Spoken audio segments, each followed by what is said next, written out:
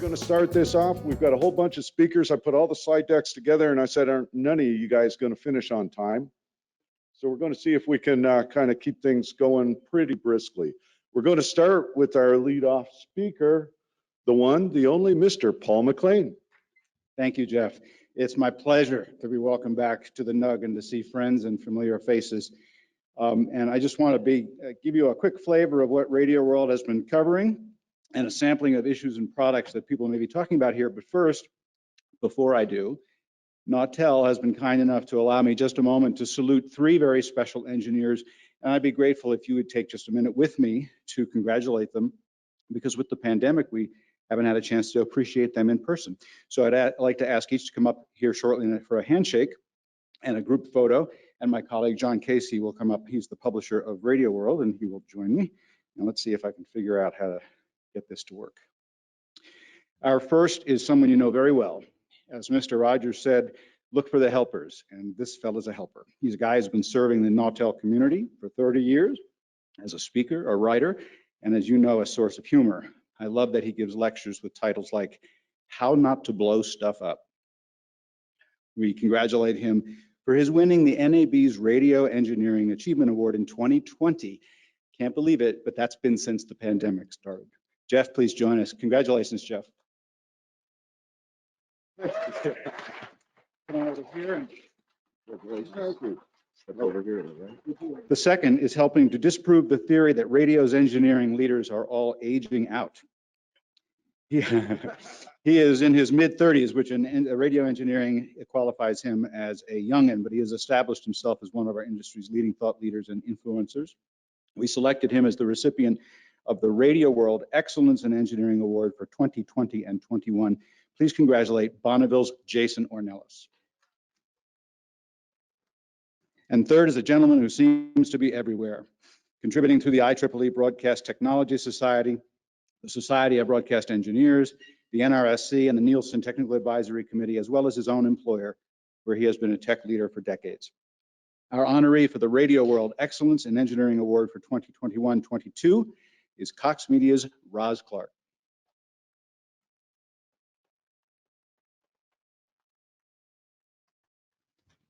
Thank you all, gentlemen. Jason and Roz have been kind enough to miss the beginning of their SBE National Board meeting, so we appreciate very much them taking time this morning. Oh, gentlemen, I forgot to show you this one slide here.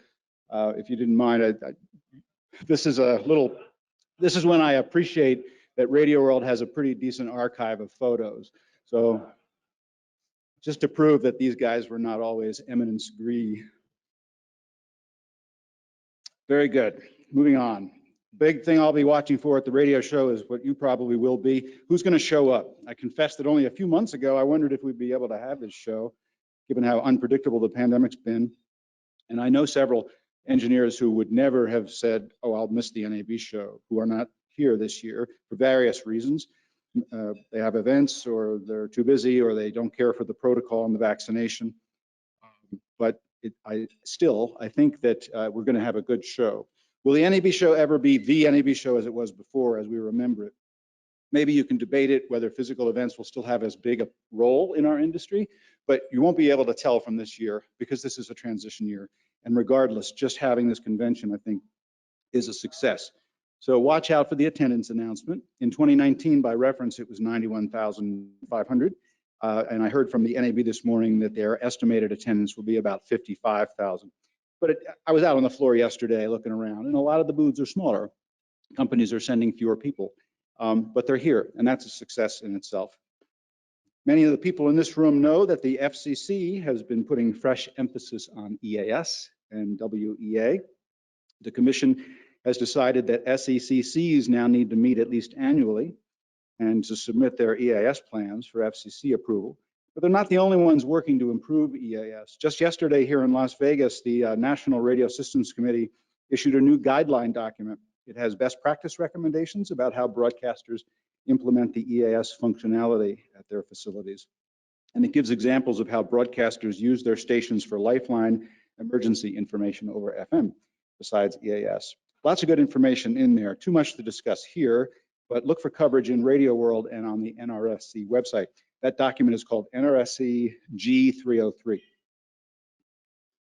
Just on Friday, a new venture was announced called America's Emergency Network. It'll use next-gen TV to let alert originators like National Weather Service and Shake Alert send geo-targeted messages.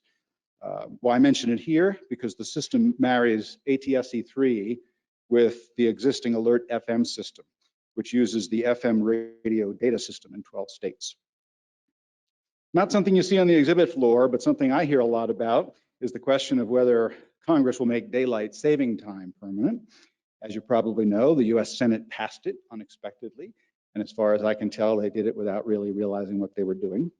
One engineering executive whose group has a lot of AM stations says, I tell you, I'm not for this because the physics of skywave does not change when Congress decides to change the time associated with the position of the sun. There's been some talk of a standard 7 a.m. sign-on time, but he doesn't think many stations will go for that. We'll have a story on that in our April 27th issue. The performance of all digital AM HD radio signals will be in the spotlight with a presentation on Tuesday. It's called The Effects of Directional Antenna Pattern Bandwidth Upon MA3 Transmissions. This is Mike Raid of Xperi and Dave Colasar of Hubbard Radio, whom many in this room know very well. They will return with more about their testing at WWFD in Frederick, Maryland, which has been in all digital on the AM band for 4 years now. They outfitted the test van with a reference antenna, spectrum analyzer, and HD radio test receiver, and they drove through the station's null, taking measurements along the way, field strength, spectrum analyzer plots, and digital signal cancellations. And they plotted the points on a map and overlaid the directional antenna pattern on top of it. What they found is that the MA3 transmission system, they said, is remarkably durable with regards to dealing with non-linearities in the null, but there's a price that you pay in the robustness of reception. So a big conclusion here is that for a station that wants to switch over to all digital AM HD radio, you really have to pay attention to the antenna system, particularly if it's a directional array. Null fill and pattern bandwidth are important. Excuse me. Everyone's talking about virtualization and cloud technologies, which are two different and related terms. In the past year and a half, we've seen a real surge in discussion and awareness of these topics. There's been important work done by the NAB Radio Technology Committee, and a few vendors are taking an active role in educating the industry, notably the Container University webinar series being held by Telos Alliance, which explores the use of software containers and their implications for broadcast operations. To the cloud point specifically, Nielsen encoding is being put in the cloud. EAS is being put in the cloud. Broadcasters are exploring putting audio processing there. So what else can we virtualize? And the bigger picture with all of this, of course, is what does it mean for new facilities and radio infrastructure? What's to say we need the same sizes of studio facilities now? And if broadcast businesses fully embrace these trends, what are the implications for localization? The kind of questions that come up were captured in a recent interview we did with Bob Orban. He told us, quote, moving audio processing in and out of the cloud without dropouts, glitches, and unacceptable latency is challenging. Broadcasters must make a choice between the reliability and low latency of current hardware processor infrastructure and the potential convenience of not having to own and maintain processing hardware. He also sensed some backlash about the idea of the cloud, but I think the direction in this instance is pretty clear. One example of how this plays out right now, out on the exhibit floor, Nautel has several announcements at the show, and I won't take time now because I know you'll hear about them this morning, but I will mention that in its booth, it'll demonstrate how software air chains can bring numerous benefits. Whether the air chain originates at a local studio, as an on-prem data center, or in the cloud. Nautel has an active collaboration with Telos in this area. This is a graphic from Philip Schmid's presentation. Let's see, that's on Tuesday. A cloud-capable synchronized transport architecture for FM and HD radio broadcasting. John Casey, my bag is over there. Would you kindly bring it over? Need something from that. Another take on the topic of virtualization, Wheatstone will be talking about a product that they say makes possible full virtualization from mic to transmitter for broadcasters who are not ready to put their assets in the public cloud. This is called Wheatstone Layers. It introduces a software-based broadcast chain from consoles to the back-end mixing and processing. It's a software suite, thank you. The user can host multiple instances from a standard IT server for several studios or locations connected with WheatNet IP. They also mix and control from a laptop, tablet, or other physical control surface. Also out on the floor, Angry Audio has been making news in the past, a reputation for some clever gizmos like their little headphone disconnector cable that you guys may have seen, but it seems to be getting into more substantive products now. Its latest is the Chameleon C4 live stream audio processor. This is specifically for streaming and HD radio, audio applications, but it's just the first in a line of processors that the company plans to build. The designer of this processor is Corny Gould, who's well known in audio processing circles. It uses a form of artificial intelligence to analyze the incoming audio and make processing decisions. Users will like the price tag of $999.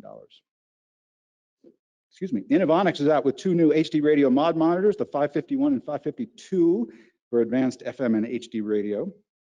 This is the 551 you're looking at. It has that big 7-inch touchscreen that displays the modulation data in a graphic format. And the data is also available via remote web interface. Audio outputs are also available for FM and digital channels HD1 through 4. Retail price is just under $10,000, sold for about 10% less than that when I looked around online. There's a model 552, a single rack version of this, which lacks the front panel graphics, but has the graphic web interface. Inovonics told me, Ben Barber over at Inovonics told me that the last 2 years have really seen great strides, he feels, in their ability to make the mod monitors powerful. And I think that's a trend we're going to see a lot here on the floor. There's been a lot of R&D work in the last 2 or 3 years since the last time we all got together. Oh, my goodness gracious, that doesn't look right. See if we can get that to come back. Well, that didn't load properly. It's a picture of a pylon antenna. You'll have to trust me. Dielectric has a new line of antennas for use by FM stations. This is useful in broadband applications where antenna loading is an issue. Pylons, you probably know, are common in UHF and more recently high-band VHF. Dielectric says that in most cases, these pylons or slotted coaxial antennas have been limited to single-channel TV applications because of their inherently narrow bandwidth. But the company thinks it has solved these limitations for full-band FM operation. And there are advantages like less wind load, a very simple design for reliability purposes, and flexibility in azimuth and elevation patterns. A single 4-bay module is the basic building block of this product, but then it can be built in various configurations. If you go to the Dielectric booth, John Shadler is the guy to see. So many more things to talk about. Curtis Legeet is now the president and CEO of the NAB, so we get to see and hear him at this show. My impression is the new NAB president will continue to be in the sort of the personality of his predecessor, apolitical, pragmatic, results-oriented. We can expect to hear a lot about performance royalties because this idea seems to be gaining traction now on Capitol Hill. After many, many years, there's legislation the NAB is keeping a careful eye on. Supply chain, every vendor I've talked to has said they're aware of supply chain issues and most of them have been affected by it. How does it affect you? It takes longer to get stuff and it costs more expensive. And I don't know if that's likely to change anytime soon. So a lot of these manufacturers are looking at ordering farther out and quoting much longer delivery times on major purchases like transmitters. And the hybrid operations. I'll be moderating a panel Tuesday, hope you can come by, with engineers and technology managers from WTOP, Odyssey, and Beasley. We'll be talking about how the forced adaptations from the pandemic are having a long-term impact on workflows and station management. So come by if you can. It's Tuesday at 11:45 in the NAB Member Lounge. And after a long hiatus, only at NUG, the last of our pre-pandemic supply, it is, in fact, where's my picture? My gosh, I had this awesome picture of a t-shirt cannon that had like 17 different nozzles. So we're going to see how we do, all right? You did? Did you recover? Did you catch it is the more relevant. All right. Be careful because if it hits the glasses and stuff, all right, one coming your way. I'm going to try for that back. Whoa! In the buffet. You know, that's, I thought about putting weights in it.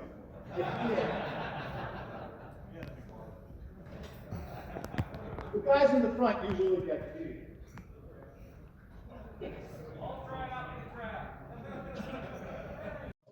Thank you, everybody. Next up, we have the honor of talking to the winner, the recipient of the radio engineering, the NAB Engineering Achievement Award for 2022.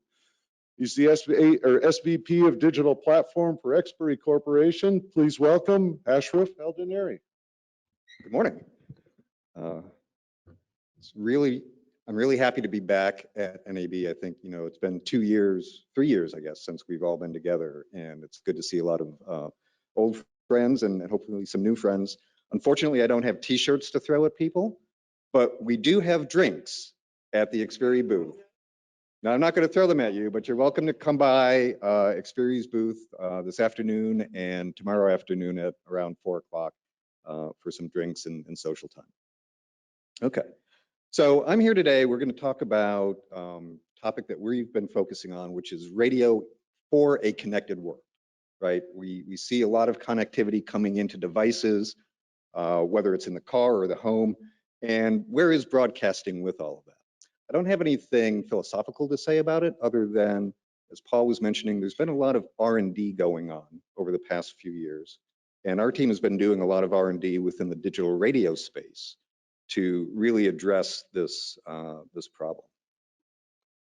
So just to give you a roadmap of where we're going to go today, very brief presentation looking at the future as we're envisioning it, and there are all sorts of possibilities here. But it's really going to focus on some R&D that we've done in the FM and AM digital technology, and we'll touch on where that's going. So where do we see radio right now? And clearly there are a lot of challenges with the industry in terms of content, looking at competing radio stations, MP3, audio, smartphones, internet radio. So it's a very complicated process, and it all seems to be about content and information and how to deliver different types of content and information to the consumers. So we've got some thoughts about what maybe could be done with that space, with the broadcast ecosystem that you have today, and how to utilize or leverage that valuable asset in a way that not only addresses content, but maybe enhances it, right? Whether it's multi-channel audio getting into surround sound applications over radio, foreign language, maybe more local music applications. But then there's this whole other possible experience that could be generated with services to devices or learning applications or more local services that could be generated. And even addressing ideas around enhancing user experiences. And what does an experience with radio not only sound like, but possibly look like? And what types of interconnectivity can we develop with a digital channel? So some thoughts that we've been working on with a lot of our partners are enhanced advertisement. So taking that visual experience that HD radio is bringing to the car platform and how to utilize that not only for a visual ad, but maybe there's a connectivity or a link back from the URL that's transmitted along with that to engage in a buying service. Oh, again, like Paul, we're having some visual problems here. Metadata integration is another large application that we're looking at, and unfortunately this is cutting off. But with our TiVo database that Xperi has acquired and the radio broadcasting, we're identifying ways that we can enhance the metadata that's coming across on the radio, linking it up with artist bios, deep tracks, likes, additional songs and albums that you might like or be associated with that artist. That's new information that can now provide a visual experience and an interactive experience that consumers can engage with. Or even using the data pipeline within HD radio to do some connected services into the home. And we've been experimenting and working with e-radio on a couple of ideas of how to utilize digital broadcasting to get information from the utility industry to help keep your appliances or smart appliances more energy efficient, or help reduce the load on the grid, which is starting to become a problem. So there are new ways that we're looking to enhance what can be done with the technology. But all of that requires more bandwidth, more capacity. So what can we do with the digital broadcasting to allow all of these new types of services, these new applications, to be effective while maintaining the existing legacy audio? So our R&D team has been working quite extensively over the past few years on developing some new service modes. And we've been addressing it from a number of different perspectives. Obviously, the first thing we want to do is look at increased capacity to address these new types of applications. But we're looking further out, right? So it's not an immediate gratification. We are looking for a long-term vision, 5, 10, 15, 20 years out, and what those types of applications might look like. At the same time, we're also trying to balance performance, coverage, and maintain that legacy digital technology that we have today. So we're not doing something completely new. We're enhancing and working above it. So our FM design team has been looking at concepts around what we'll call overlays or higher order modulation techniques, where we can take the existing digital broadcast and add, let's say, new capacity modulated on top of the old capacity that we've generated. A lot of interesting novel ideas within that, so that the legacy broadcast of today, or today's broadcast, is still received by old receivers and new receivers. And then the new receivers can get this additional content on top of that without any spectral changes, without increased bandwidth, without increased power. It really is best of both worlds, and it's hard to imagine that that can be true. So a little bit about that. How do we do this? We, little bit going into the technical side of things, we do have QPSK modulation on the HD FM broadcast chain, right? So let's call that the legacy broadcast of today in the top row. So, oh, sorry, on the bottom side. So that base processing will still exist in this new vision.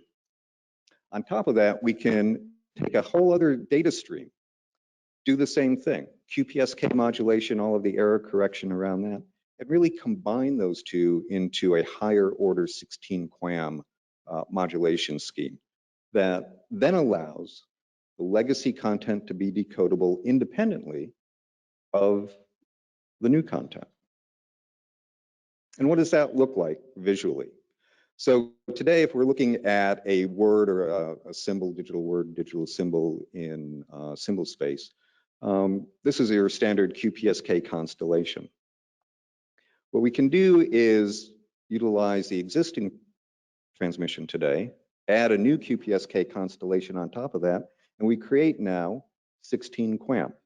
And if you look at each of those quadrants, okay, each quadrant on the right is essentially the legacy broadcast. So if there's information in the upper left, that corresponds to the upper left bit or information of the legacy broadcast.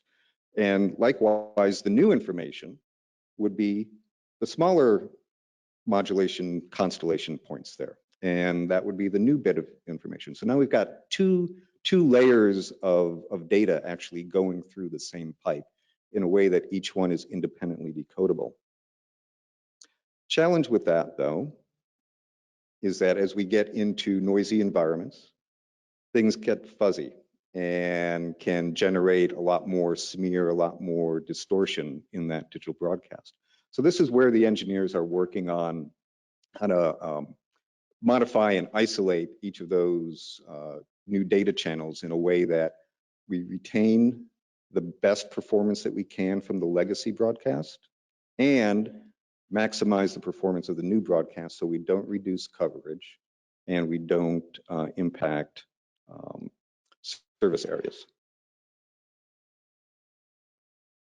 And as I said, we're doing this in such a way that we're not impacting the spectrum, right? We're not creating any new bandwidth. We're not changing the power.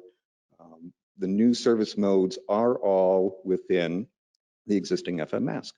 So we're really excited about where this is going. We've been working with the NRSC to start documenting this service and doing a lot of field testing on it.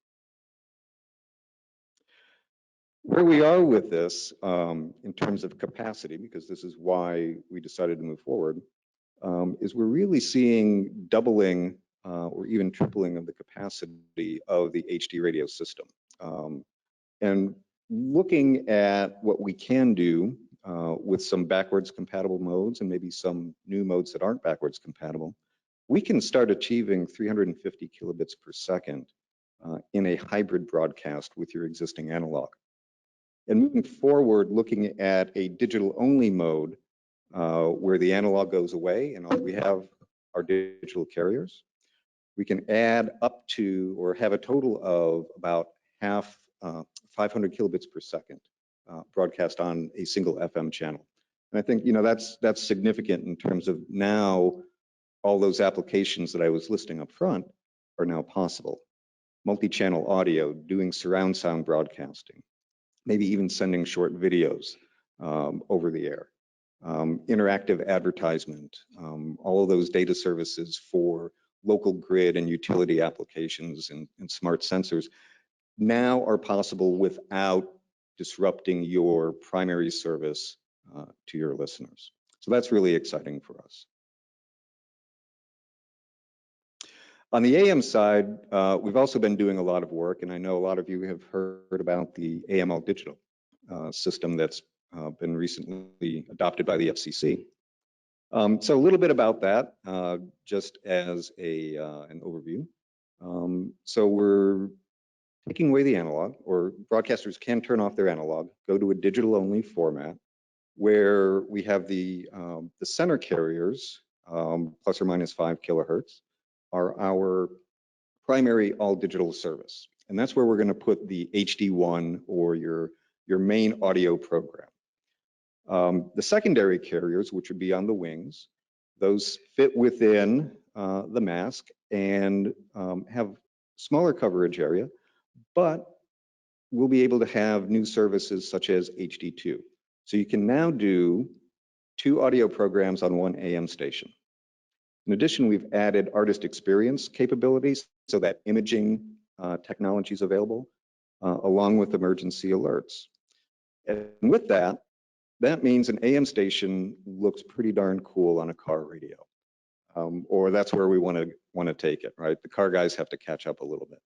But this is from WWFD, and I know Nautel is going to have some really good demos of this at their booth today. But you can see the visual experience coming on the screen, the additional data capacity for the text, but more importantly, being able to tune to an HD2 channel and have secondary audio program. It's fantastic. And why is this important, right? Well, we do have great experience with all of the car companies. A lot of them are engaging with us on where to go in terms of a roadmap. 85 million cars are out on the road today with HD, and we're continuing to increase that every year, even with the supply chain issues that we're all encountering. But we are seeing not only the car companies excited about the potential of this AM technology, but from a reception perspective, we are recovering a lot of lost area. I think one of the key things that AML digital does is it is a more robust technology than analog. And so the noise and interference that's being generated by a lot of the digital switchers and electronics today, that robust digital carrier will overcome that.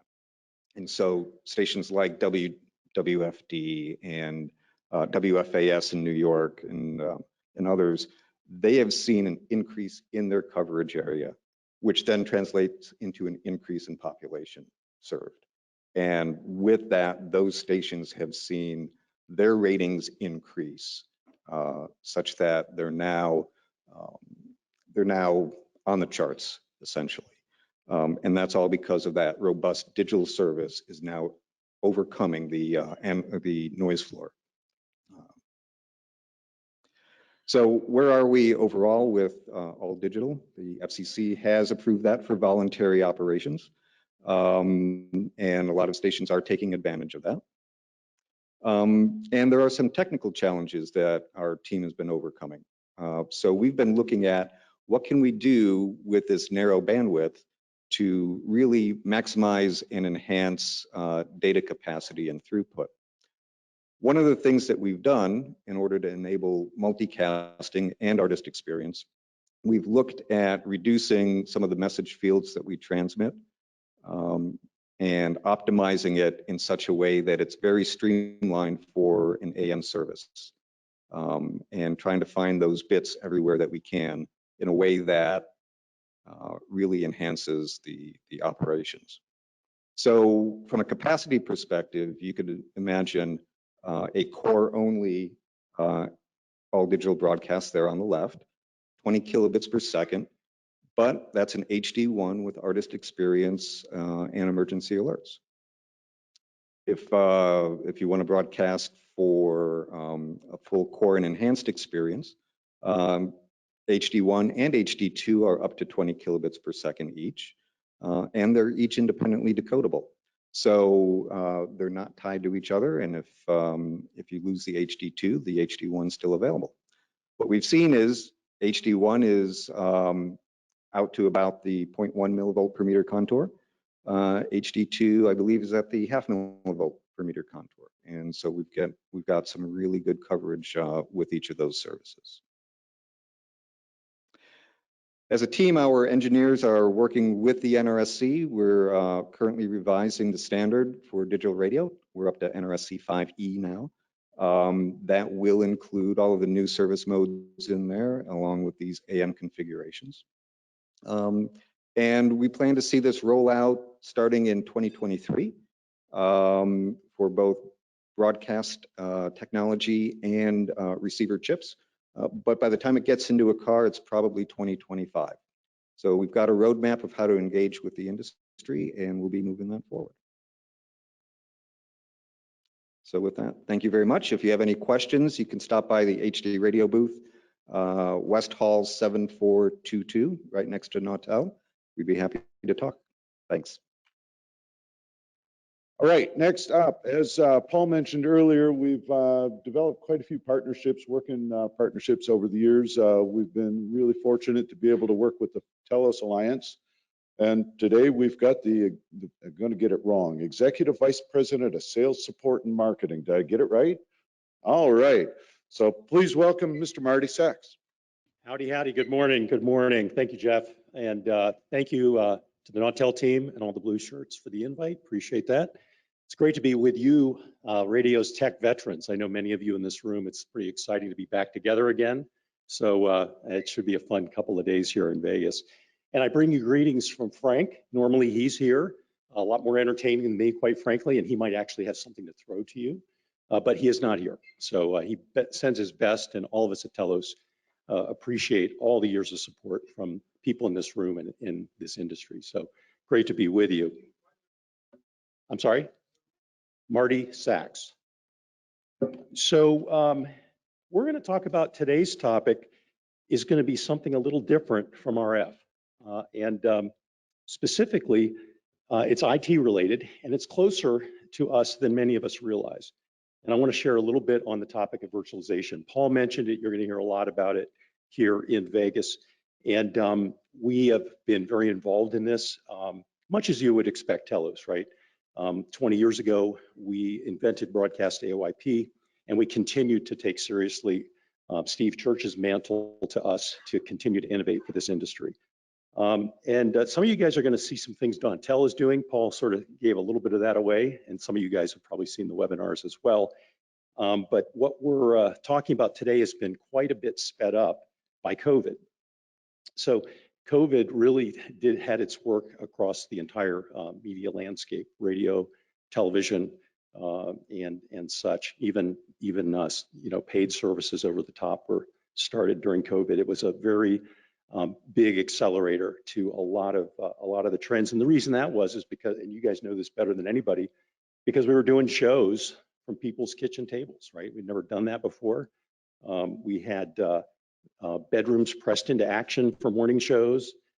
People were using closets. It's just crazy. It was.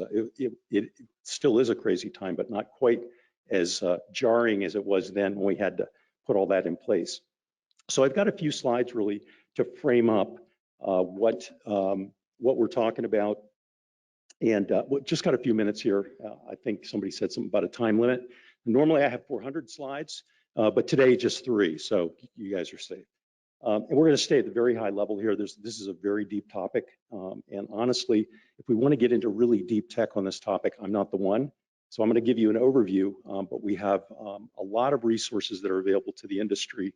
Paul mentioned our Container University. That's a multi-part series that we've been doing as a webinar, and it's also available on demand if you don't make the live ones. So we've got a lot on our website. It's really exciting to be able to continue to share our thoughts on this topic. And again, if you have any questions, feel free to reach out. So here's slide number 1. You guys, how many of you have done AOIP in this room? Either built a studio or have a console, or yeah, see most of the room. This is going to be review then for pretty much everybody in the room. So we're showing here a traditional AOIP studio. As you show of hands says, you guys have already done this. But the key to what we're talking about in the virtualization world is very much based on an AOIP network, right? It has to be IP first. And we've learned a lot about this. And what we've learned very much is that the innovation in the IT world is something we need to track carefully as an industry. I'm not saying we all need to become IT people, don't get me wrong.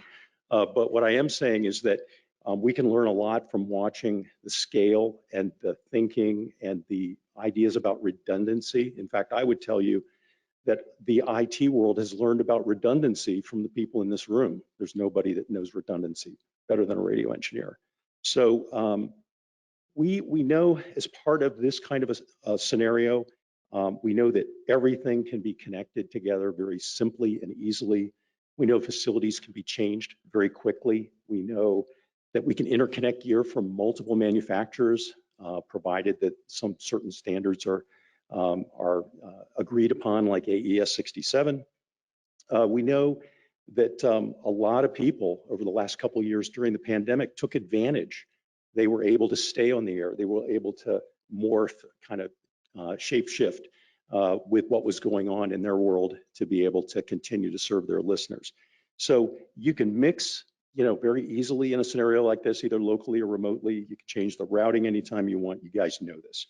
What's really the topic, where we're really going, is the fact that rather than instantiating it in hardware, as we show in this drawing, now we have the option to instantiate in software as well. And that's in your house, or that's in a data center, that's in Amazon cloud. It doesn't really matter. But the idea there is that you have options now that you didn't have previously. Okay, so here's the pandemic slide. So what do we have? We have everybody's favorite VO set up in the top left-hand corner. We've all seen this before. So what happened when the pandemic hit? Lots of little mixers, right? Lots of codecs, lots of how do I get this to work from the morning folks, right? And from the afternoon drive folks. So we looked at this differently, and that's why I'm showing you this slide. What we did was we took the traditional VO setup that most people already have, right? That a lot of our talent, if you will, have this kind of a setup already at home. And what we did was we added a laptop, but the laptop was running an HTML5 browser, and that browser was connected to a remote mixer. Okay, so that's our IQS product that we launched a couple of years ago. And the laptop is not running an application. That's not a software, a Telos specific piece of software, that's Chrome. And that Chrome browser just basically dials in to a remote instance of a mixer, and it displays console-like capabilities. And it's got the ability, because it's an HTML5 browser, you can run it on your laptop, you can run it on your tablet, you can run it on your phone, doesn't really matter. as long as the web browser is capable. So you mix a show just like you would mix a show. You have access to the same sources that you would normally have access to on your AOIP network. Again, a lot of hands in here, so you guys already know the power of AOIP. So this web browser is only controlling the console remotely, and it's not a hardware console, it's controlling a piece of software. In fact, the software is the console. So again, the console that you see on this laptop, I'm sorry, the console instantiation you see on this laptop is a x86 based, and it's running in what's called a software container. You're going to hear a lot about containerization if you haven't already. It's pretty much the thing in IT now. Think of containers as the next step in virtualization. So if you think of VMware, +1 equals containers, okay? And that's a little bit simplified, and it would take probably as much time as I'm given just to talk about containers as an introduction, but suffice it to say it is the next step in the virtualization world. So it's more flexible, we think, and because it can exist in a number of different environments, and it's much less bloatware, right? So a lot of what we have now in the virtualization world is OS is beginning with the letter W, and we all know what happens there, patch Tuesdays and all sorts of stuff there that's over and above. This is what we're talking about is Linux focused, and as a result, it's very, very efficient. The software console can come in a variety of sizes. Think of faders. 4 is the smallest, 4 faders. 24 is the maximum size thus far. That might change. And again, these are the capabilities of this is exactly based on our IQX console, which we introduced a couple of years ago. So essentially what we did was we took the software out of the console and we run it independently. So it's not a compromise. It still has automatic mix minus, it still has automatic mixing, it still has all the things that you would expect from any of the Axia AOIP consoles. So we're very proud about that, and we don't believe, and our users tell us that it's not a compromise to use this console as opposed to sitting in front of a console and a piece of hardware. A little bit different, a little bit different experience, right? Because you might be using a touchscreen or a mouse versus a hardware fader. But in terms of its capabilities to do a good radio, it absolutely can do it. And you can route the output anywhere you want, just like you're used to. Okay, so last but not least, I think sometimes scenarios are a better way to explain things than just throwing a bunch of stuff up on a slide. So I'm gonna get you to kind of close your eyes and imagine a disaster at your facility. So we've all had them. Sometimes you refer to them as a backhoe fade, right? Sometimes it is a tractor that runs into the side of a power pole, right? My case, years and years ago, when I was a chief engineer, I had a fire. So one way or the other, something goes drastically wrong, and you have to leave your facility, or you have to do something different because your facility, you can't count on it. So again, this is just to get you thinking about disaster recovery, but this is certainly not where it ends. This is just a scenario. So I think pretty much everybody in this room over the years has developed backup plans. I think what I noticed in my own world was that they tend to be a bit brittle. You can't plan, you can't necessarily predict all the things. You can sort of pick up the top 5 or the top 10 that would really be harmful, but there's always something that's kind of lurking in the shadows. And so what we like about the cloud and what we're showing here is essentially a bunch of components running in a cloud data center. What we like about this, and it's at the top right-hand side of the screen, of course, what we really like about this is the fact that it is very, very flexible. So, you can have as much or as little as you want, as many stations or as few stations as you want. You can have as much of the infrastructure as you want. So if you want consoles, you want telephones, you want codecs, you want processing, right? As much or as little as you like, because all these software instances run independently of each other. And so you can have the most complex plant that is backed up in a scenario like you see, or it can be just very basic, right? Very, very small, single town FMAM, right? It doesn't really matter. You can spin up and spin down the instances very much based on capacity. You only pay for what you use. Everything can be shared. All the sources can be shared. A little bit of work to do it, but you can definitely share those sources. And again, this is an extreme case to help tell the story. Not everybody will glom onto this immediately. There's going to be a little bit of a learning curve here. People will kind of dip their toes in the water, I believe. That's what it's been our experience thus far in a couple of years of selling these different types of technologies, is that there's a lot of questions, a lot of thinking, and a lot of sandboxing, right? So the nice part about getting the start on it now at this show is that you've got some time to learn, to think through it, to decide how much or how little of this is appropriate for you. And then you have so many resources here that you can exploit to get more information. So it's a great time for you guys to be thinking about this and poking around a little bit during your time at NAB. So I think the other thing I want to make sure is just that we're not sending the message inadvertently, because what am I talking about? Software, software, software, and software, right? So I want to make sure I'm not sending anybody the message in this room that Telos is getting out of the hardware business. So we're very committed to hardware, and we will be. We will be committed to hardware for several years to come. We look at this as another way to serve clients. So yes, we serve clients with hardware. We have for almost 40 years. We serve clients with software. We've done that for just several years now. But we have the options that are available, and they can be instantiated in a hybrid configuration. So some of it can be hardware, some of it can be software. It can all work seamlessly together. So we're very excited about it. You can tell I'm running out of breath. I need a drink of water. My time is almost up. But I just want to tell you guys that you're going to get a chance to hear from Phil later this morning. We've been doing quite a lot of work with Nautel. We're very excited about that. And I'll just give you a quick tease, although you've already seen some slides on this already this morning. So what we're showing here is that same slide, that cloud-based slide with a little bit of Phil and Nautel's magic in it.